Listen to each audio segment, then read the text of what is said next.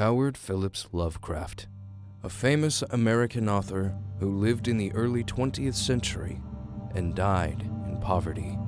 A man of extremely controversial convictions, to say the least, and one of the most influential horror writers of all time. His novels have had a tremendous impact on a huge chunk of the genre, literature, as well as cinematography and video games.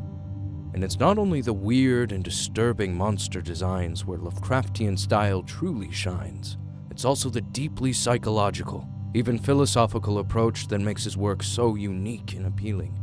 Lovecraft is known as the father of cosmic horror, at that time, a new category in the horror genre.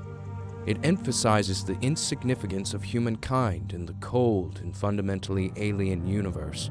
According to Lovecraft, humanity is but a tiny, ignorant substance in space, and there is a myriad of other beings, far more powerful and ancient. Some of these beings are so monumental and supreme that their very existence goes far beyond our comprehension.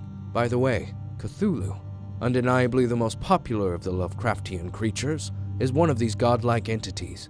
Thankfully, the absolute majority of us, and by us I mean people, have no idea they even exist. Very few have ever had a chance to discover them, and these discoveries have always ended badly. Not because these great old ones hate humans and want to see them dead, no. In fact, there's absolutely no indication that they even have feelings, desires, or motivations. It might very well be that they actually transcend all that is relatable and natural to humankind.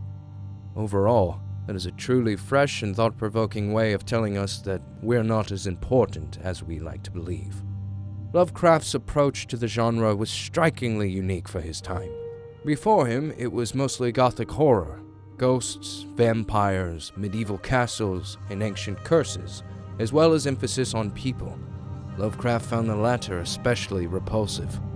To him, humans were not worthy to be the center of a story. Again, because of our absolute insignificance on a larger scale of things. His novels almost never had a happy ending.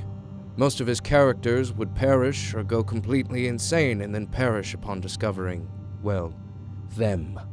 You see, our mind simply doesn't have the capacity to handle the terrible truth, and so it would eventually destroy itself.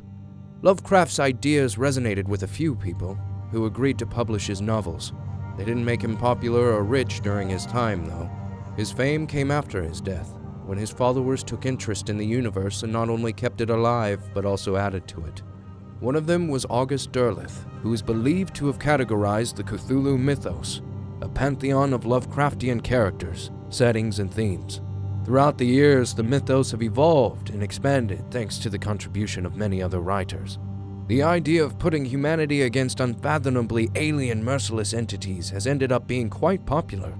Various films, books, board, and video games have picked up on these themes and ideas, often non-explicitly. And if you think about it, the Cthulhu mythos are perfect for adaptations in different media. Lovecraft created a vast world with a sense of place, but he left a lot of imagination and interpretation. His vague approach to the details and descriptions gave a lot of freedom to the artists who want to incorporate his ideas. So there you go. Unique idea, fascinating universe, and faithful followers is what's kept Lovecraftian horrors alive long after the death of its creator. Let us know if you agree with this short summary, and don't forget to subscribe if you want to see more content like this in the future.